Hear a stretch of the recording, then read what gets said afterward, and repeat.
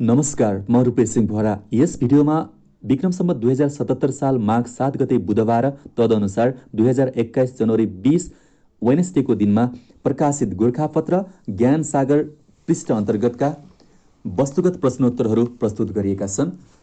आशा छ लोकसेवा, शिक्षक सेवा र ब्याङ्किङको तयारी गरिराख्नुभएका महानुभावहरू सँगै समसामयिक विषयवस्तुमा ज्ञान राख्न चाहनुहुने महानुभावहरूका लागि यो भिडियो उपयोगी हुनेछ। आउनुहोस् सुरु गरौँ। वस्तुगत प्रश्नोत्तर अन्तर्गत पहिलो प्रश्न, विक्रम सम्वत 2077 पुस 28 आयोजित अवार्ड कार्यक्रममा वर्षका उत्कृष्ट खेलाडी घोषित हुन सफल खेलाडी को हुन्? पुरुषतर्फ मण्डिकाजी श्रेष्ठ र महिलातर्फ गौरिका सिंह। यस सम्बन्धमा विस्तृत जानकारी। पल्सर स्पोर्ट्स अवार्ड 2076 अन्तर्गत गौरिका सिंह र मण्डिकाजी श्रेष्ठ वर्षका उत्कृष्ट खेलाडी घोषित भएका छन्। अवार्ड अन्तर्गत तेक्वान्दोका मुख्य प्रशिक्षक नवीन कुमार श्रेष्ठ वर्षको उत्कृष्ट प्रशिक्षक र महिला राष्ट्रिय भलिबल टोली टिम अफ द इयर 2076 घोषित भएका हुन्। त्यस्तै तेक्वान्दोकी आयासा साक्य र एथलेटिक्सकी सन्तोषी श्रेष्ठ वर्षको स्पेसल अवार्डबाट सम्मानित भएका छन्। पारा क्रिकेट टोलीका कप्तान दिगम सिंह चेम्वाङ पारा एथलेटिक्स अवार्डबाट सम्मानित भएका छन्। टेबल टेनिसका पूर्व महिला खेलाडीद्वय सिजरन शाह र गीता छेत्रीलाई पल्सर लाइफ टाइम अचिभमेन्ट अवार्डबाट सम्मानित गरिएको हो। पिपुल्स चोइस उपाधि भलिबलकी कप्तान अरुणा शाहीले जितेकी छिन् भने गल्फका सुभाष श्रेष्ठ उत्कृष्ट युवा खेलाडी घोषित भएका छन्। प्रश्न नम्बर 2, दोस्रो पटक महाअभियोग सामना गर्ने पहिलो अमेरिकी राष्ट्रपति को हुन्? Donald Trump. सन् 2020 जनवरी 7 ट्रम्प समर्थकहरूले क्यापिटल हाउस स्थित अमेरिकी संसद भवनमा प्रवेश गर्दै उपद्रव मचाएका थिए। अमेरिकी इतिहासकै सबैभन्दा खराब दिनका रूपमा लिएको सो दिन ट्रम्पले आफ्ना समर्थकहरूलाई भड्काएको र हिंसा प्रेरित अभिव्यक्ति दिएको आरोप उनीमाथि लागेको छ। ट्रम्प समर्थकहरूद्वारा गरिएको हिंसात्मक गतिविधि नियन्त्रण गर्ने क्रममा प्रहरीको कारबाहीमा परि 7 जनाको ज्यान गएको थियो। प्रश्न नम्बर 3, राष्ट्रिय गौरवको सडक आयोजना मध्य पहाडी लोकमार्गको सबैभन्दा लामो भाग कुन जिल्लामा पर्छ? बागलुङ जिल्लामा पर्छ। 137 किलोमिटर लम्बाइ रहेको छ। प्रश्न नम्बर 4, नेपाल आयल निगम लिमिटेडको स्थापना कहिले भएको हो? विक्रम सम्वत 2027 साल पौष 26 गते।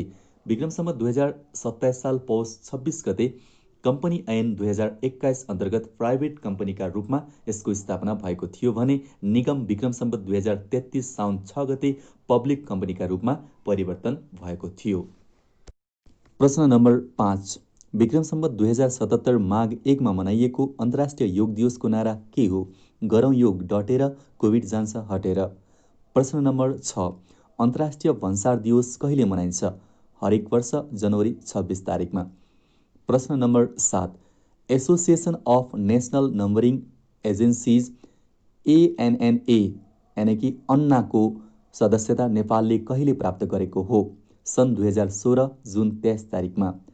अन्नाले धितो बजारको विश्वसनीयता विकासमा कार्य गर्दै आएको र यसको मुख्यालय जर्मनीमा रहेको यो जानकारी यस सम्बन्धमा। प्रश्न नम्बर 8, भारतले कोरोना विरुद्धको खोप अभियान कहिले सुरु गर्यो? सन् 2021 जनवरी 16 तारिकबाट। विश्वकै सबैभन्दा ठुलो खोप अभियानका रूपमा लिइएको सो अभियानको भारतीय प्रधानमन्त्री नरेन्द्र मोदीले उद्घाटन गरेका हुन्। यस कार्यक्रमको उद्देश्य 1 अर्ब 30 करोड भन्दा बढी मानिसलाई कोरोना भाइरस विरुद्ध खोप दिनु रहेको छ।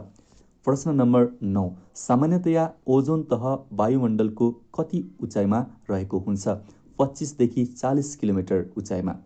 प्रश्न नम्बर 10, IUCNले लोप र दुर्लभ हुन लागेका जीवहरूलाई कति भागमा विभाजन गरेको छ? विलोप, सङ्कटापन्न, अति संवेदनशील, दुर्लभ र सम्भस्त गरी 5 भागमा विभाजन गरेको छ। प्रश्न नम्बर 11, साइटिस स्थापनाको मुख्य उद्देश्य के हो? दुर्लभ जीवजन्तु तथा पशुपन्छीहरूको संरक्षण एवं संवर्धन गर्न। प्रश्न नम्बर 12, हिउँदेयाममा पहिलोपटक माउन्ट केटुको सफल आरोहण गरी कीर्तिमान राख्ने टोली कुन हो? नेपाली टोली। सन् 2021 जनवरी 16 तारिकमा 7 समिट ट्रेकिङका छाङदावा शेर्पा नेतृत्वको टोली माउन्ट केटुको चुचुरोमा पुगेको थियो। केटु हिमालयको उचाइ 8611 मिटर रहेको छ। केटु हिमाल आरोहणलाई निकै कठिन तथा खतरनाक आरोहणका रूपमा लिने गरिन्छ। प्रश्न नम्बर 13। नेपाल सरकारले सञ्चार र सूचना प्रविधिको टेवा हाताहातमै सरकारी सेवा भन्ने नाराका साथ नागरिक एपको शुभारम्भ कहिले गरेको हो? विक्रम सम्वत 2077 माघ 2 गते। सञ्चार तथा सूचना प्रविधिको उच्चतम प्रयोग गर्दै नागरिकलाई हाताहातमै सरकारी सेवा उपलब्ध गराउने लक्ष्यका साथ सरकारले यो एप प्रयोगमा ल्याएको हो। यस एप मार्फत नागरिकता, राहदानी, शैक्षिक प्रमाणपत्र र मतदाता परिचय पत्रको विवरण प्राप्त गर्न सकिनेछ। त्यस्तै नागरिक एपबाट प्यान कार्ड सम्बन्धी आवेदन गरी प्यान नम्बर प्राप्त गर्न सकिने साथै सरकारलाई तिरेको करको विवरण समेत मोबाइल एप मार्फत नै जानकारी लिन सकिनेछ। हाल आफ्नै नाममा दर्ता भएको मोबाइल नम्बरका आधारमा नेपाल टेलिकम र एनसेलको सिम मार्फत एप प्रयोग गर्न सकिनेछ। सो सेवा प्राप्त गर्न सम्बन्धित व्यक्तिले आफ्नो नागरिकता, मतदाता वा राहदानी मध्ये कुनै एकको विवरण उपलब्ध गर्नुपर्नेछ। एपमा आगामी दिनमा मालपोत, भूमि सुधार, सवारी कर, चालक अनुमति पत्र लगायतका सेवा थप गर्दै लगिनेछ। नागरिक एपमा पहिलो चरणमा सरकारी सेवा अनि दोस्रो चरणमा अर्ध सरकारी सेवा समेटिने जनाइएको छ। र नागरिक एपबाट सेवा प्राप्त गर्न एन्ड्रोइड मोबाइल प्रयोगकर्ताले प्ले स्टोर र आइफोन प्रयोगकर्ताले एप स्टोरबाट नागरिक एप बेटा डाउनलोड गर्नुपर्नेछ। प्रश्न नम्बर 14। सरकारले कुन अवधिसम्ममा डिजिटल नेपाल बनाउने कार्यक्रम तय गरेको छ? सन् 2025 सम्ममा। प्रश्न नम्बर 15। मोबाइल एप मार्फत राहदानीको फारम भर्न सकिने गरी नेपाल पासपोर्ट एपको शुभारम्भ कहिले गरियो? विक्रम सम्वत 2073 पुस 19 गते। प्रश्न नम्बर 16।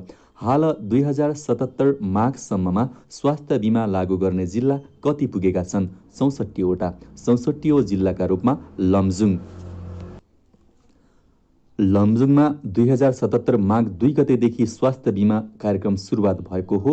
अब 13 जिल्लामा विस्तार हुन बाँकी रहेको छ भने आउँदो आर्थिक वर्षमा नेपालका 77 वटै जिल्लामा यो कार्यक्रम लागू गरिने योजना रहेको छ। प्रश्न नम्बर 17।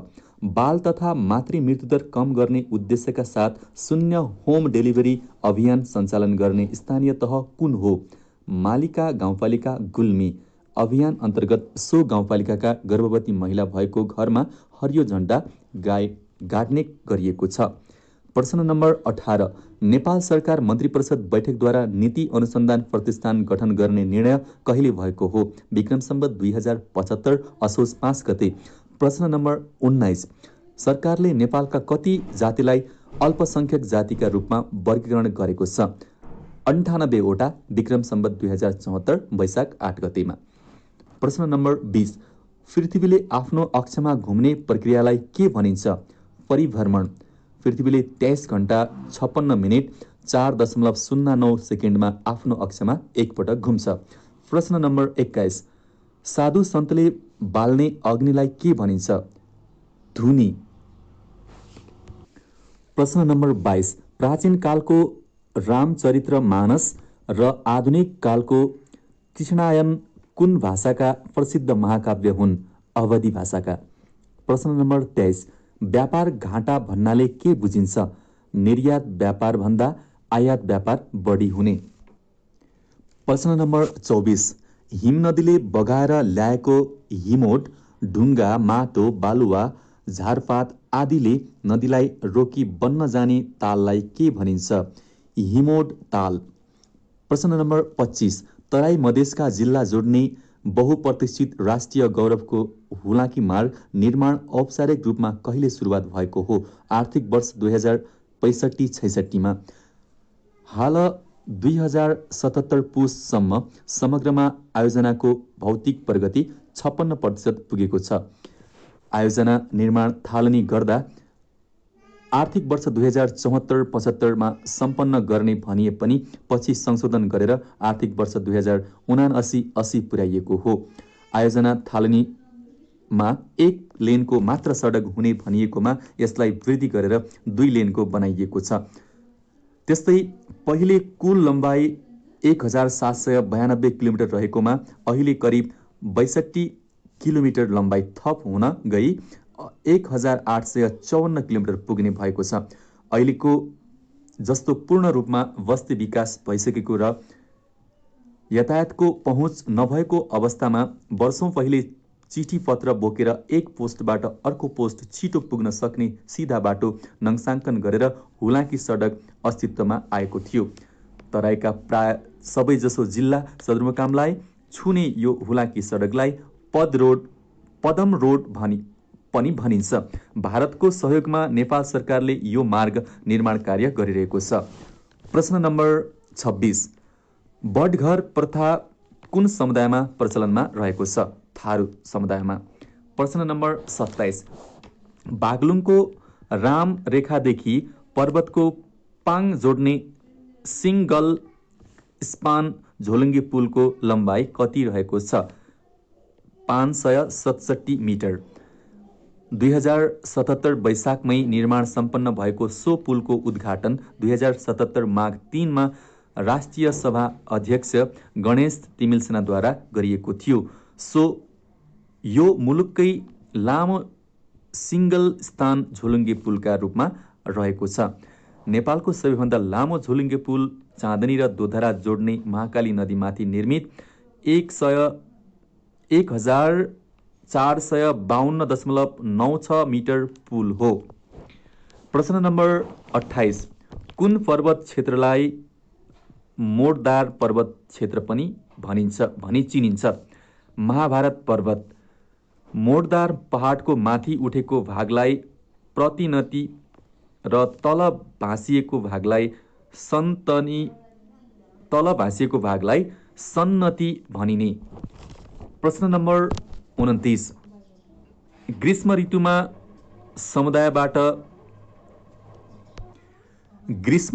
समुद्रबाट जमिनतर्फ र हिउँद ऋतुमा जमिनबाट समुद्रतर्फ बढ्ने वायु कुन हो? मनसुनी वायु। प्रश्न नम्बर 30, मनसुनी वायु कति प्रकारका हुन्छन्? 2 प्रकारका हुन्छन्, ग्रीष्मकालीन मनसुन र शीतकालीन मनसुन। प्रश्न नम्बर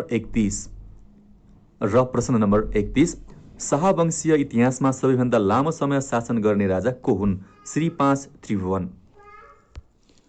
गोरखापत्रको ज्ञानसागर पृष्ठ अन्तर्गत 2077 साल माघ 7 गते बुधबार प्रकाशित भएअनुसार यति नै वस्तुगत प्रश्नोत्तर रहेका छन्। अर्को भागमा विषयगत प्रश्नोत्तर प्रस्तुत गरिएका छन्। धन्यवाद।